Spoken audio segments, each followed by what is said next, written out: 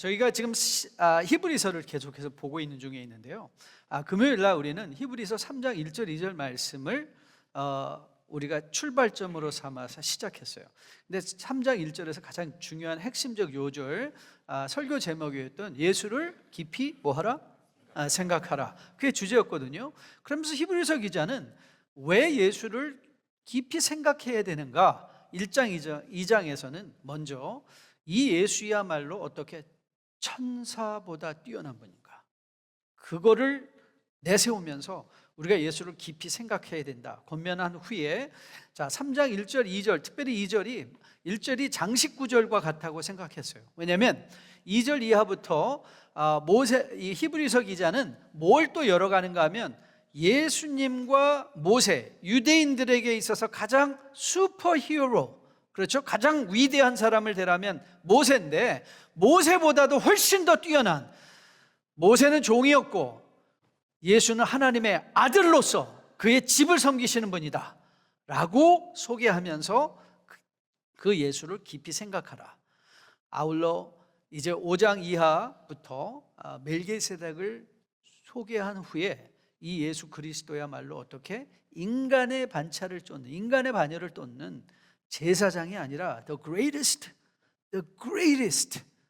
priest, 그 예수, 위대한 대제사장 되신 예수 그리스도가 어떻게 멜기세덱, 하나님께서 영원정에 작정하신 멜기세덱의 반차를 쫓는 제사장이심과 동시에 그분이 어떻게 우리의 죄를 한꺼번에, 이건 황소의, 소의, 양의 피가 아닌 그리스도 아들의 피, 그 피로 우리가 어떻게 의인으로 거듭나 세워줄 수 있는가? 그분이 제사장임과 동시에 제물임을 우리에게 소개하며 그 예수를 깊이 생각하라 권면하고, 그래서 히브리서에 면면이 흐르는 중심 주제가 바로 예수 그리스도이심을 우리에게 소개하고 있어요.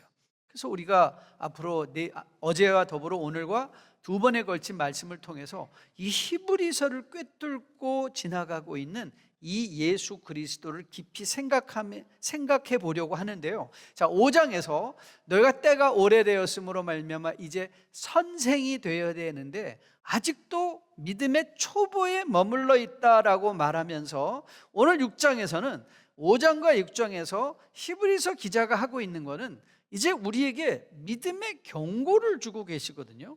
그래서 여러분들이 성경을 펴고 계시면 6장 1절부터 12절까지 사실은 좀 살펴보려고 하는데, 사실 오늘 말씀을 4절부터 시작을 해야 돼요. 4절 말씀 한번 여러분이 찾아 펴보시면, 다 찾으신 분들 아멘? 예, 같이 읽습니다. 한 번 빛을 받고 하늘의 은사를 맛보고 성령에 참여한 바 되고 하나님의 선한 말씀과 내세의 능력을 맛보고도 타락한 자들은 다시 새롭게 하여 회개할 수 없나니, 이는 그들이 하나님의 아들을 다시 십자가에 못 박아 드러내놓고 욕되게 함이라. Wait a minute. 우리가 믿고 있는 바 하나님의 그 위대한 전능한 구원은, 한 번 받은 구원은 결단코 상쇄할 수 없는 perseverance of saints, 성도의 견인적 구원이 아닌가? 이거 뭐지? 한 번 빛을 받고 능력을 맛보고 타락한다? 그럼 우리가 구원을 잃어버릴 수 있다는 얘기인가? 라는 의구심이 좀 들 수 있죠. 하지만 여러분들이 성경을 읽으실 때 주의를 기울여서 읽어야 되는 게, 단어마다 주의를 기울여서 읽어야 되는데, 특별히 이 히브리서 기자는 6장 1절을 어떻게 열어가는가 하면 2인칭적으로 열어갔어요. 우리와 너희, 우리와 자신을 포함시킨 우리와 너희라는 표현, 이거는 굉장히 친밀한 관계의 표현이거든요. 우리와 너희. 하지만 4절에 가시면 논조가 약간 변하는 걸 여러분이 보시게 돼요. 왜냐하면 여러분, 한국말은 위대한 언어이기 때문에 이것도 좀 소개해 드릴 건데요, 나중에. 그래서 한국말은 주어가 없이도 이해가 될 수 있어요. 주어가 없이도. 그래서 대부분의 경우 번역하는 과정 속에서 그 행위의 핵심적인 주제가 되는 사람이 문맥에서 이해할 수 있는 그런 언어이기 때문에 여러분들이 오늘 4절을 보시면 한번 빛을 받고 하늘의 은사를 맛보고 성령에 참여한 바 되고 누가? 라는 말이 없잖아요. 누가 이 사람이냐? 히브리 공동체에 있는 사람들을 말하는 것이냐? 그런데 여러분들이 영어 성경을 보시면 이렇게 번역이 되어 있단 말이에요. For it is impossible in the case of those. 자, 여기서는 그들 그리고 them 이런 그 사람들과 그들과 them 그들을 우리가 설명할 때는 벌써 이거는 3인칭적으로 나랑 관계가 없는 거잖아요. 그렇죠? 관계가 없는 사람일수록 그들이라는 표현을 사용하지만 관계가 친밀할 땐 우리라는 표현을 사용한단 말이에요. 그래서 다시 여러분들이 이제 그 9절 말씀을 보면 그들과 those and them 이라는 3인칭적인 논지가 또 어떻게 변하는가 하면 사랑하는 자들아 우리가 그래서 이 4절과 6절 4절로부터 6절은 이제 경고 말씀이에요. 이런 식의 경고를 주시는 거예요. 부모님이 여러분들은 어떨지 모르지만 저는 어렸을 때 한국에서 어머니한테 이런 얘기 되게 많이 들었어요. 너 공부 안 하면 오늘 죽을 줄 알아. 그런 말 들어보셨어요? 네, 저는 그런 거 엄청 듣고 자랐어요. 워낙 뺀질뺀질거리고 공부를 안 해서 공부 안 하면 죽을 줄 알아. 너 공부 안 하면 밥 굶을 줄 알아. 그래서 밥 굶었을까요? 그때 죽었으면 제가 아직 있었을까요? 아니에요. 그 죽는다라는 표현은 너 죽인다라는 표현은 그건 부모님의 간절한 염원에 대한 표현인 거예요. 염원의 표현. 그러니까 뭐 하라는 거예요? 공부 열심히 해. 그 말을 하고 싶은 거예요. 자, 오늘 4절 6절에서 이거 믿음에서 떨어져 나갈 수 있다는 말이야. 그런 차원이 아니라 마치 하나님께서 죽을 줄 알아. 그 권면을 하신 후에 이제 9절부터 그러면 우리가 어떻게 살아야 되는가? 오늘 9절 이하부터 12절까지는요 히브리서 기자가 믿음의 공동체로서 히브리 공동체 안에 있던 좋은 것. 자, 9절 말씀을 다시 한번 보면요 사랑하는 자들아 우리가 이같이 말하느니 너에게는 이보다 더 좋은 것 구원에 속한 것이 있다. 이제 여러분과 하고 싶은 게 히브리 공동체 안에 있던 이 구원에 더 좋은 것이 뭐냐 이거예요. 그걸 한번 살펴보려고 해요. 여러분 성경에는 여러 가지 중요한 성경의 말씀들이 있지만 그중에 중요한 몇 가지 핵심적인 아주 성경을 이해하는 데서 핵심적으로 이해할 몇 가지 구절들은 있어요. 그 중에 하나가 저는 믿기로 고린도전서 10장 말씀이라고 생각해요. 저는 상상보다도 고린도전서 10장은 구약 전체를 열어가는 열쇠이기 때문에 여러분이 중요하게 이해하고 기억하고 있어야 된다고 생각해요. 고린도전서 10장은 무슨 얘기를 하고 있는가 하면 이스라엘 백성들이 홍해를 건너는 장면을 설명하는 말씀이거든요. 근데 바울은 그 사건을 설명하며 뭐라고 얘기하는가 하면 그것이 세례였다 이렇게 얘기를 해요. 그러면서 하늘에 내려온 그 만나 반석, 그 반석이 곧 그리스도다. 그 말씀 때문에 우리가 구약을 가서 구약의 모든 사건들을 읽어가면서 그 사건이 단지 그때 거기서 일어난 과거의 사건이 아니라 제가 좀 흥분하지 않고 에너지를 좀 전략하면서 말이에요. 과거에 일어난 사건이 아니라 그것이 오실 예수 그리스도를 바라보게 하는 지시봉이었다는 걸 알게 돼요. 그래서 구약에 일어난 모든 사건을 예수 그리스도를 벗어나서 이해하면 안 된다. 그래서 모든 것을 예수님과 연결시켜야 된다라고 말하면서 바울이 고린도전서 10장에서 또 하는 게 뭐냐면 광야에서 일어났던 그 배교의 사건들, 출애굽기 32장의 금송아지 사건이라든가 마라의 쓴물을 통한 불평과 원망의 사건들을 기록하면서 우리에게 뭘 말하고 있는가 하면 그 일어난 모든 일들이 너희들에게 본이 되었다. example이라는 거예요. example.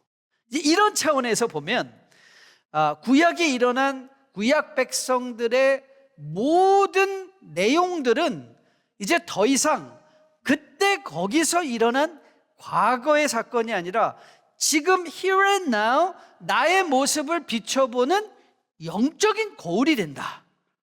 영적인 거울. 이런 차원에서 여러분과 저에게도 신약에서 일어난 모든 사건, 히브리 공동체에 일어나고 있는 그 사건들을 보면서 우리가 무슨 생각을 해야 되는가 하면, 이 사건들은 나의 거울이다. 내 모습이 비추어지면서 과연 내 안에 히브리 공동체 안에 있었던 그 좋은 것들이 있느냐, 그리고 히브리서 기자가 히브리 공동체에게 권면하고 있는 신앙의 목표로서의 그 모습이 있는가를 돌아보고 살펴보라는 것이죠. 그래서 뭐 하자고? 그리스도 예수의 장성한 분량이 충만한 데까지 자라가게 하려고. 여러분에게 말씀드려요. 자주는 아니에요. 제가 이게 버릇이 돼서 그래요. 우리 뉴라이프에서 하던 버릇은, 여러분 성경에서는요, 우리의 성숙의 목표를 무엇으로 잡고 있어요? 옆에 있는 사람, 오늘도 여기서 보면 믿음의 증인들에 대한 포인터가 12절에서 등장했죠. 기업으로 본받는 자들을 본받게 한다. 이미테이터스. 근데 그 이미테이터스 누구예요? 자, 11장에 가면 쭉 등장하잖아요. 이 사람들을 미리 연상시키면서 그들을 본받는데, 여러분 그들은 우리의 본이 될 뿐이지 그들은 우리의 목표일 수가 없어요. 인간은 아무도 목표가 아니에요. 여러분이 여기서 콜로라도를 자동차 타고 가신다면, 여기는 제가 길이 익숙하지 않으니까 LA에서 콜로라도를 가려면 여러분 I-15을 타고 I-70 이스트를 타고 가셔야 돼요. 근데 I-15을 타고 쭉 가다가 여러분들이 보면 콜로라도까지 400마일, 그럼 거기서 막 이야 콜로라도 다 왔다 그런 사람 있어요? 아니에요. 그거는 단지 뭐에 불과할 뿐이에요?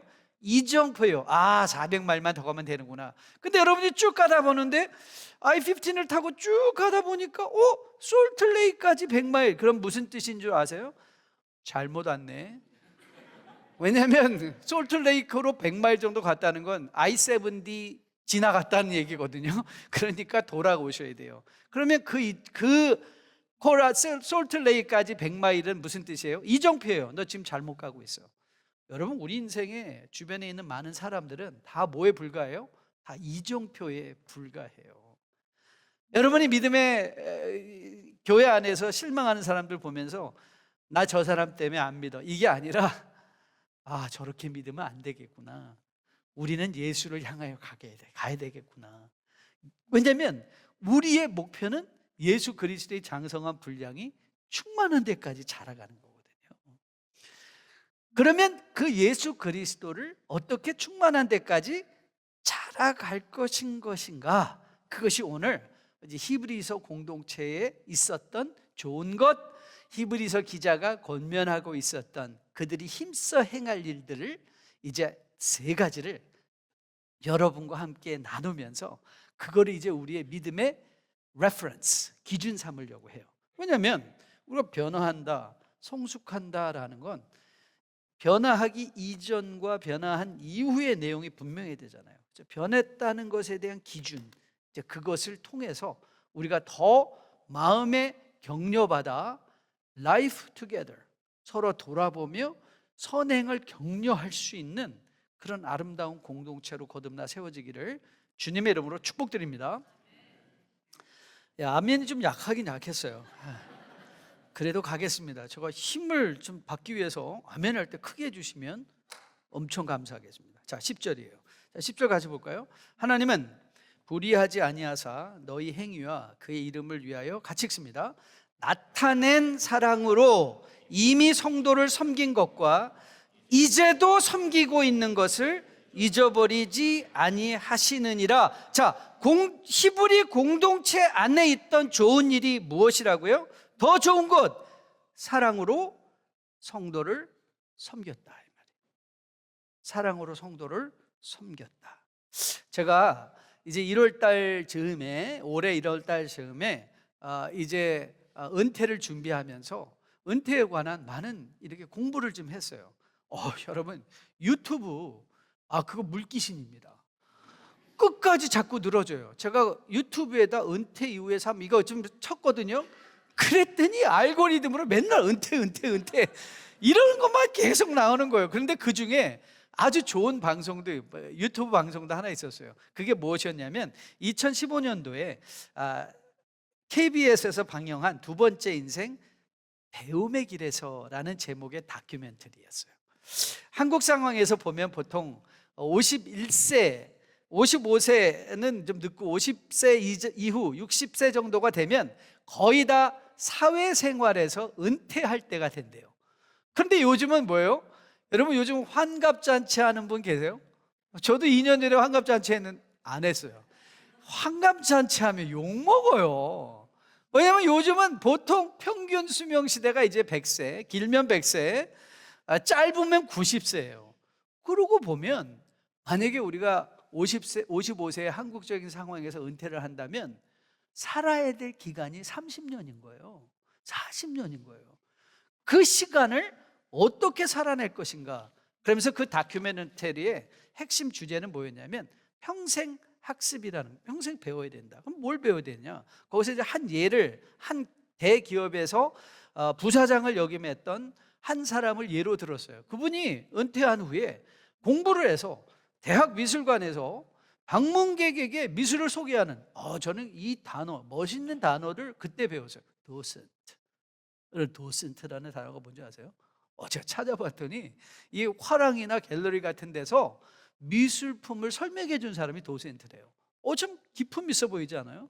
그리고 이 사람이 그것뿐만 아니라 또 중국말도 배웠대요. 그래서 외국어 자격증을 따가지고 또 다른 모든 사람, 외국어를 배우기 싶어하는 사람들에게 또 무료로 가르치는 봉사활동도 하고 있대요. 그보다 더 나아가서 이 사람이 사회봉사 자격증을 따가지고 호스피스 병동에서 환자를 섬기고 계시더라고요.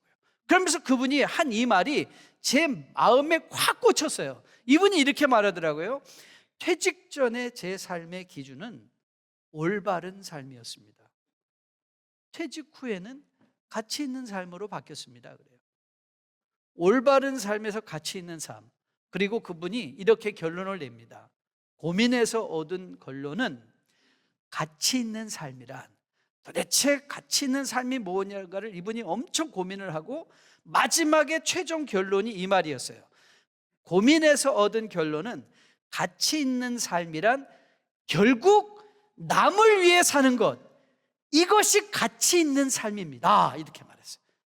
그리고 그 자리에서 호스피스 병동에 그 정말 전신마비가 된 분을 깨끗이 닦아주면서 그것을 서비스 받는 분보다 그 서비스를 하고 있는 그분의 얼굴에서 뿜어나오는 기쁨을 그 다큐멘터리에서 보게 됐어요. 여러분 그거 아세요? 이거는요, 퇴직해서 깨달을 필요가 없어요. 누구는? 성도는요, 우리의 구원에 포함된 내용이 뭐냐? What does it mean we're saved? 우리가 구원받았다는 게 도대체 무슨 뜻이냐? 여러분, 구원받았다는 건 이미 여러분에게 말씀드린 대로 구원받았기 때문에 우리가 뭐가 돼요? 예수를 닮아가는 거예요. 그리스도 예수의 모습이 우리 안에 형상화되는데, 그러면 제가 2부에서 찬양하는데도 저는 요즘 저 자신에게 그런 딴지를 많이 걸어요. 예수로 충만, 예수로 충만. 저는 그런 생각을 해봤어요. 그 찬양을 막 하면서 도대체 예수로 충만하다는 게 무슨 뜻일까? 여러분은 어떻게 생각하세요? 예수로 충만한 게 도대체 뭐예요? 그래서 예수 생각하면 몸이 부르르 떨리고, 예수님을 생각한다는 것의 의미를 우리가 다시 돌이켜보면서 그 뭘까?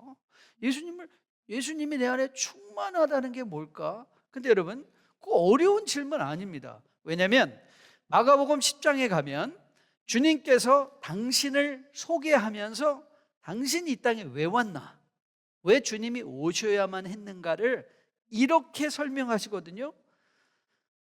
인자가 온 것은 섬김을 받으려 함이 아니라 도리어 섬기려 하고 자기의 목숨을 많은 사람의 모두 대속물로 준다.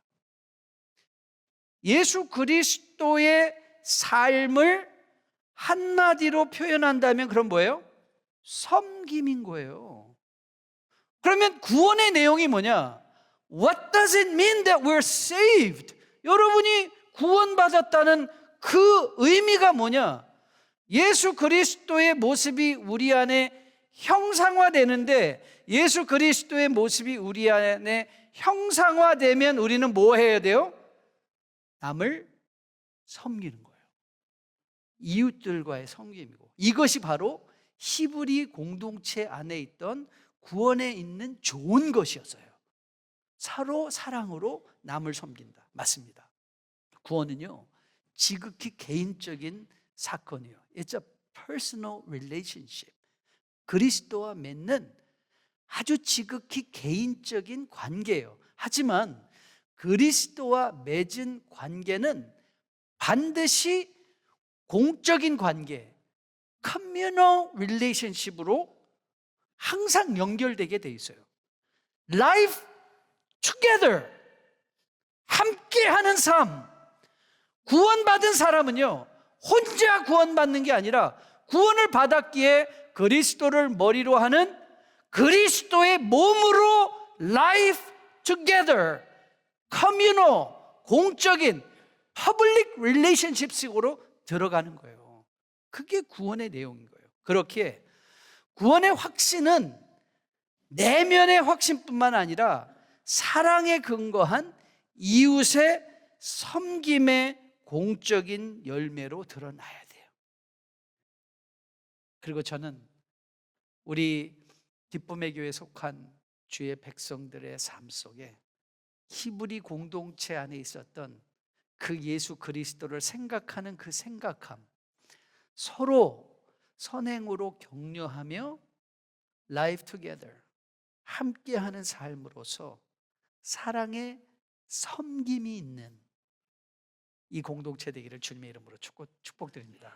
여러분, 사랑의 섬김은 또 뭐냐? 이게 뭐냐? 제가 이렇게 간단하게 설명해 드릴게요. 사랑으로 섬긴다는 거는요, 내가 좋아하는 사람과 좋은 시간을 보낸다는 게 아니라, 사랑으로 섬긴다는 건 내가 손해보는 일을 하는 거예요. 손해보는 것, 기꺼이 기쁘게 손해보는 것. 그리고 사랑으로 섬긴다는 건요, 치사한 걸 견뎌내는 거예요. 여러분, 교회 생활을 하다 보면 치사한 일, 이거 내가 뭐 나 잘 되라고 하는 일 아무것도 없는데 그 뒤에서 이 말하고 손가락, 그런 거 많이 경험해 보지 않으셨어요? 아닌 것처럼 또 그렇게 저를 쳐다봤어요.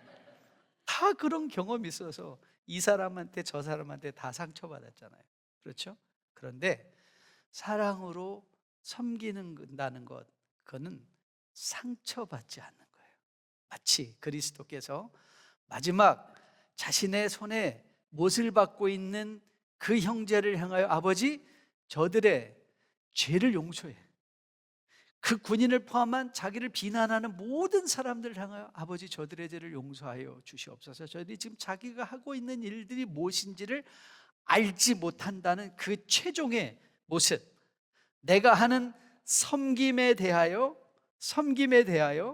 세상 사람들에게 보상을 받지 않아도 그 섬김 자체로 하나님이 좋은 상태, 그게 사랑으로 섬기는 거예요. 3부까지 오셨으니까 제가 이 말을 하나 덧붙일게요.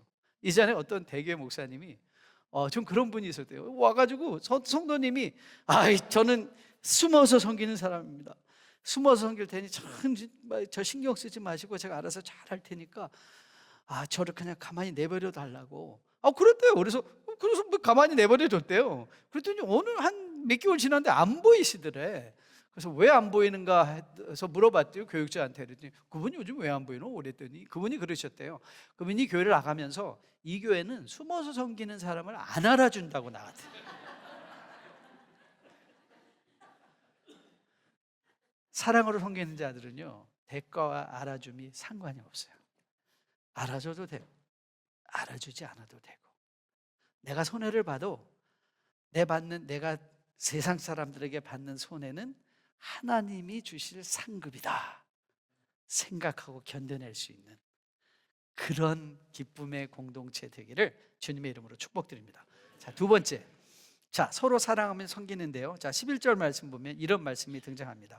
이렇게 히브리서 기자가 권면하고 있어요. 우리가 간절히 원하는 것은, 같이 읽습니다. 너희 각 사람이 동일한 부지런을 나타내어 끝까지 소망의 풍성함에 이르러 게으르지 아니하고 믿음과 오래 참음으로 말미암아 약속들을 기업으로 받는 자들을 본받는 자 되게 하려 하라는 것이다. 자, 여기서 같은 말이 사실 반복되고 있는 거예요.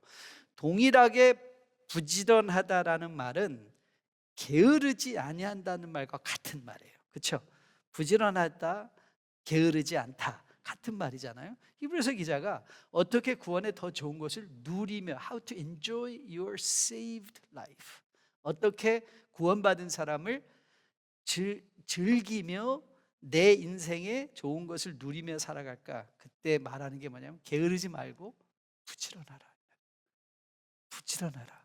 그럼 부지런을 떤다는 게 도대체 무슨 뜻일까? 아침에 일찍 일어나고 일 열심히 하는 게 부지런함일까? 자, 저는 당뇨 환자라는 것 여러분 이제 아시죠? 당뇨 환자이기 때문에 저는 맨날 피 보고 하루를 시작한 사람입니다. 저는 아침마다 피를 딱 내요. 그런 분 많죠? 저 피 딱 내서 저도 여행 오면서도 기계를 가져와서 아침 피 딱 재고 딱 쟀더니 어제 실패했네.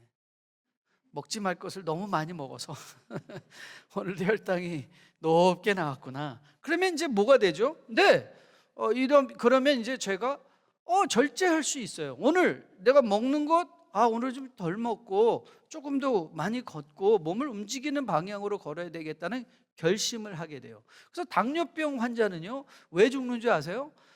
게을러서 죽습니다. 이 점검을 안 하면요, 그러면 이제 오늘 하루 동안 아침에 딱 점검을 안 하고 시작하면 오늘 하루가 무절제해져요. 그냥 아무거나 막 먹어요. 모르니까 그냥 막 먹어요. 그게 내 몸에 좋은 건지 나쁜 건지도 생각 안 하고, 하지만 내 기준점이 딱 생겼을 때 내가 영적으로 부지런하여, 여러분, 이 손가락을 찔러서 피를 낸다는 건 아주 지겨운 일이에요. 그런데 지겨운 일들을 감당하지 않으면 죽어요.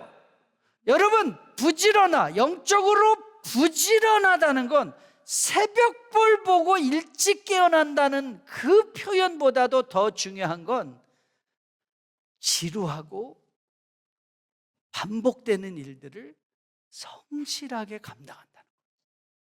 그게 게으르지 않은 거예요. 성실함, 그게 부지런함이에요. 여러분 보세요. 우리 인생의 대부분의 일은요, 계속 반복해요.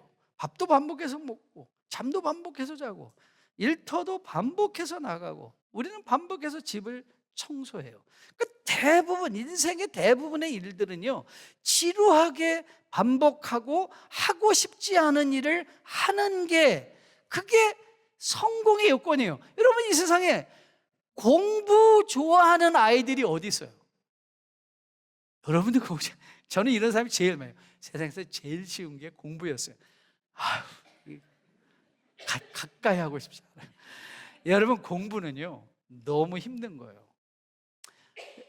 그렇지만 힘든 일을 성실하게 하는 사람들이 세상에서도 많은 유익을 얻게 돼요.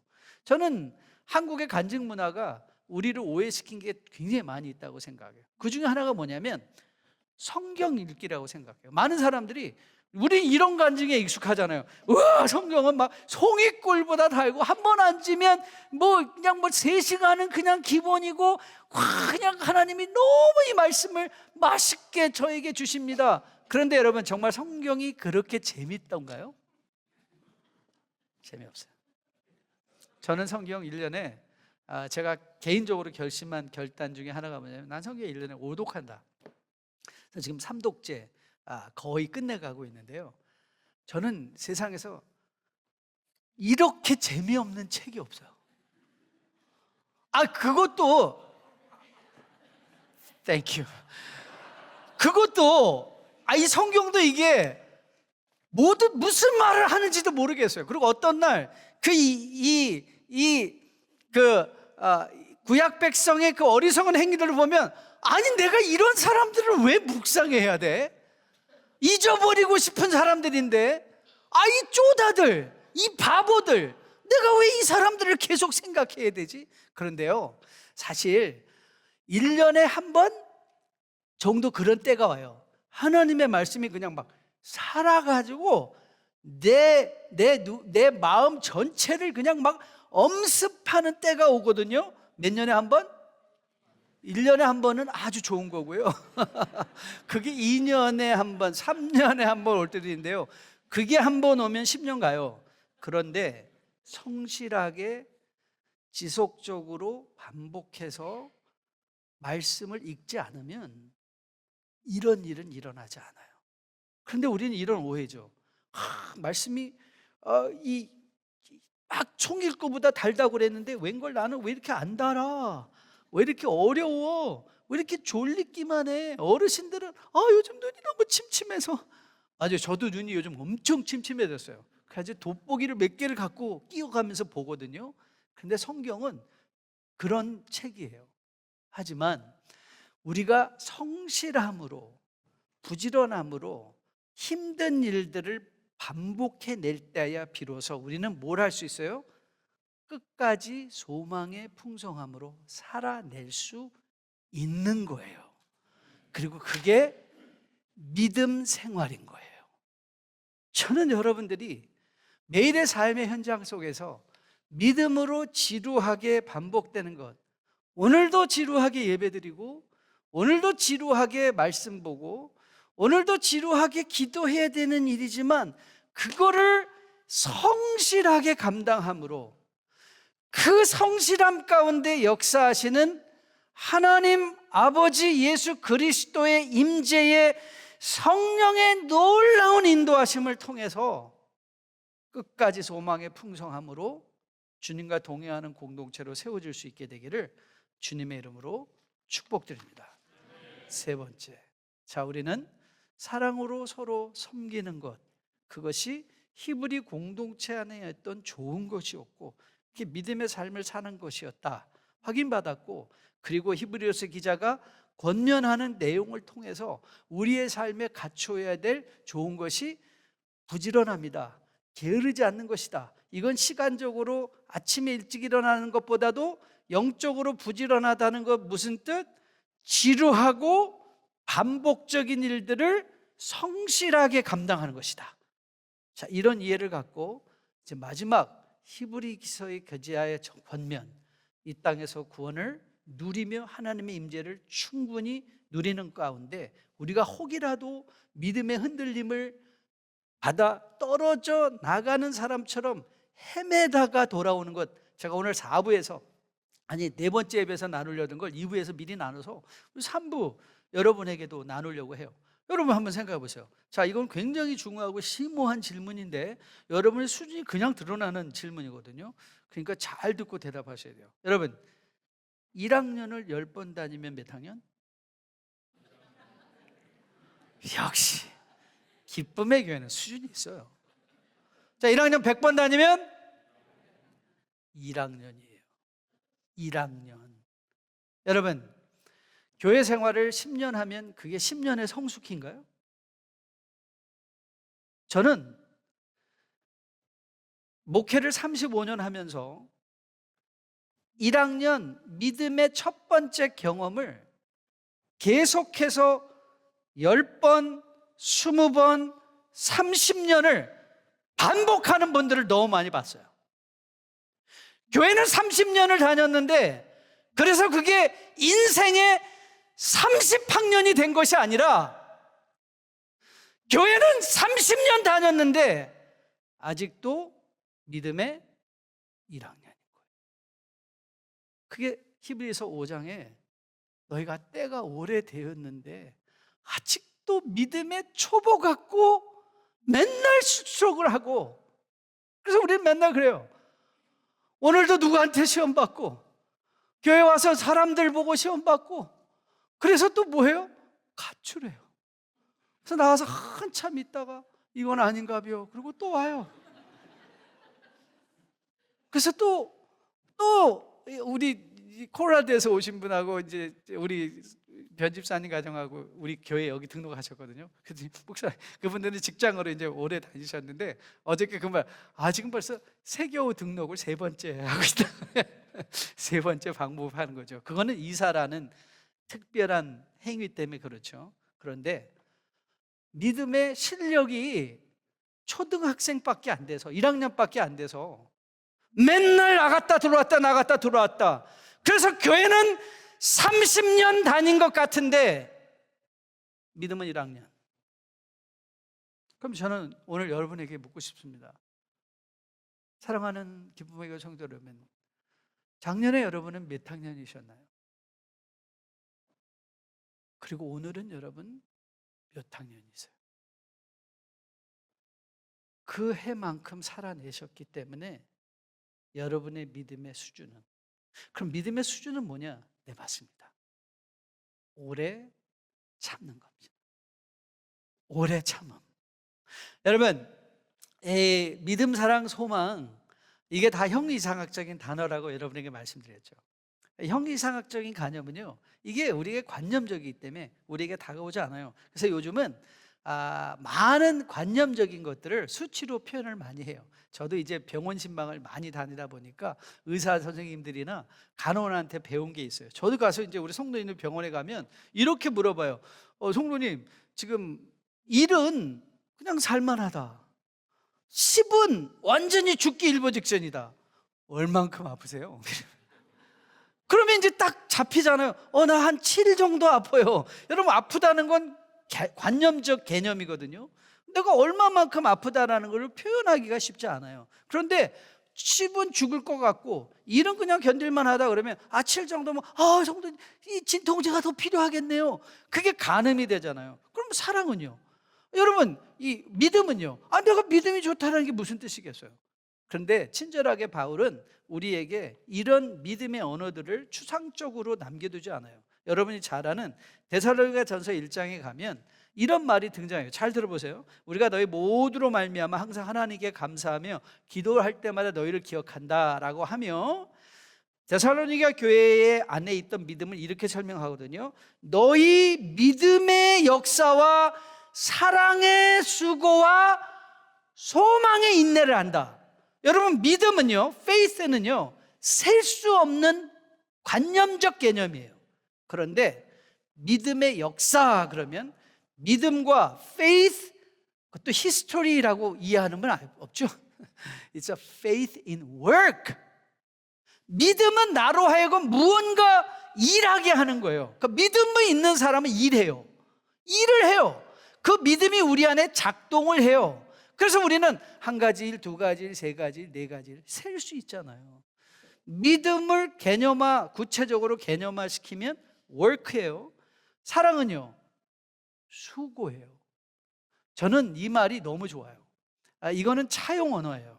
여러분, 영어는 프렌치나 German이나 혹은 헬라어나 라틴어에서 이렇게 차용된 언어들이 굉장히 많이 있잖아요. Church, 그게 독일어의 크케에서 차용된 언어거든요. 같은 단어예요. 그런데 여러분, 이 수고라는 말은 순수 한국말이에요.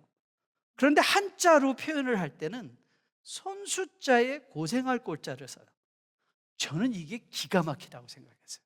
사랑은 뭐예요? 손이 수고하는 거예요. 우리 아이들한테 Who do you love the most? 그러면 그래요. I love God, Pastor. 나 하나님 제일 사랑해요. 그럼 제가 얼른 정색하고도 물어요. 그럼 요즘 내 손이 하나님을 위해서 수고하고 있는 일이 뭐야? 그게 없어요? 여러분이 교회 공동체나 여러분의 주변의 이웃들을 위해서 여러분의 손이 수고하고 고생하는 일이 없습니까? 그건 속지 마세요. 그건 사랑 아니에요. 사랑은 반드시 우리의 손이 고생하게 되어 있어요. Love in labor. Love in labor.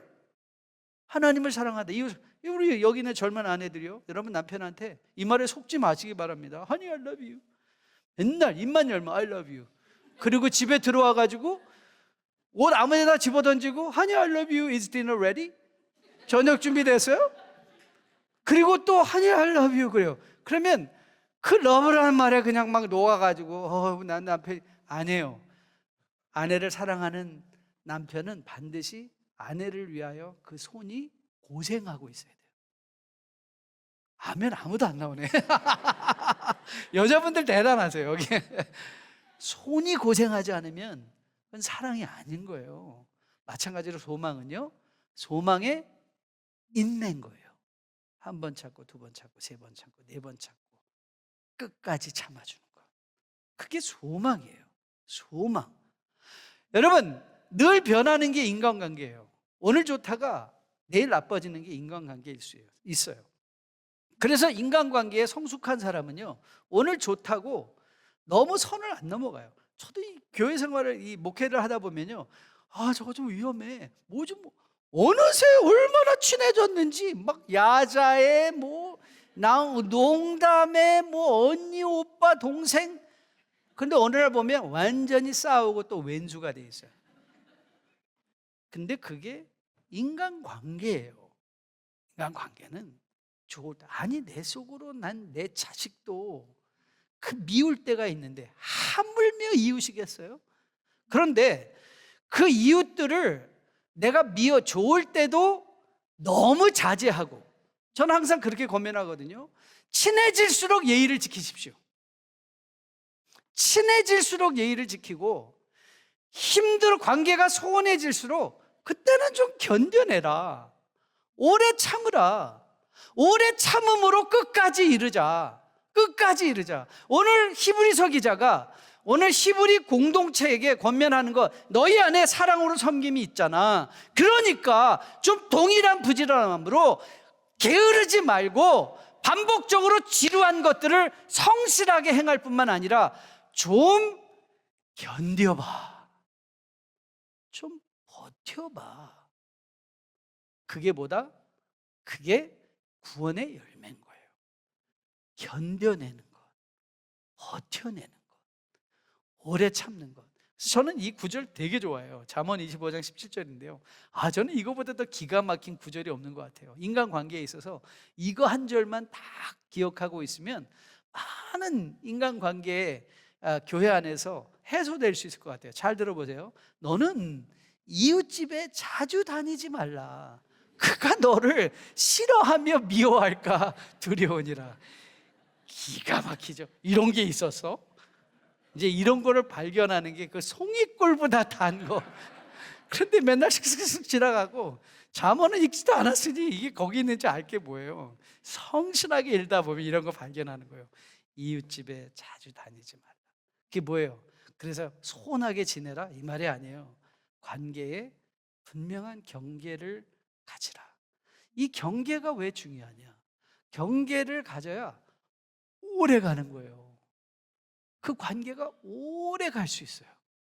여러분, 라이프 투게더, 이게 한 주 재밌게 지나고 끝날 일이에요? 아니잖아요. 기쁨의 공동체, 우리 계속 가야 되잖아요. 라이프 투게더 계속 가야 되잖아요. 그럼 여러분 어떻게 계속 가실 수 있겠어요? 여러분, 이게 정말 좋기만 하겠어요? 박 목사님이 맨날 저렇게 멋있겠어요? 아니에요. 지겨워질 때가 있어요. 오늘도 저 찬양하시네. 오늘도 저 말 하시네. 근데 여러분, 믿음은 그걸 견뎌내는 거예요. 그래야 함께 갈 수 있는 거예요. 여러분, 자식들 우리가 얼마나 미워요. 그렇죠? 왜 아닌 것처럼 그러세요? 하지만 우리는 그들을 견뎌내잖아요. 왜요? 내 자식이니까. 그래서 하나님이 왜 구약에서 하나님을 왜 아버지라고 굳이 설명했을까? 여러분, 우리가 뭐를 안다라고 할 때 아는 건 내가 아는 것에서부터 출발해서 더 깊은 것을 알아요. 1 더하기 1이 2인 걸 알아야 3 더하기 3이 6인 걸 알 수 있는 거예요. 그렇죠? 하나님은 당신을 아버지로 소개하면서, 야, 네가 부모 되었을 때 네 자식 사랑한 거에 억만 배 이상이 하나님 아버지의 사랑이야. 하나님이 우리를 견뎌주신다. 그리고 우리가 공동체 안에서 서로를 견뎌준다.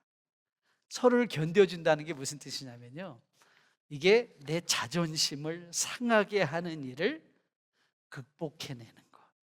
그게 이 히브리서 공동체의 히브리서 기자가 구원의 좋은 것을 받아 누리며 선한 일로 사랑과 선행을 격려하는 life together, 함께 끝까지 갈 수 있는 공동체가 되는 길이야.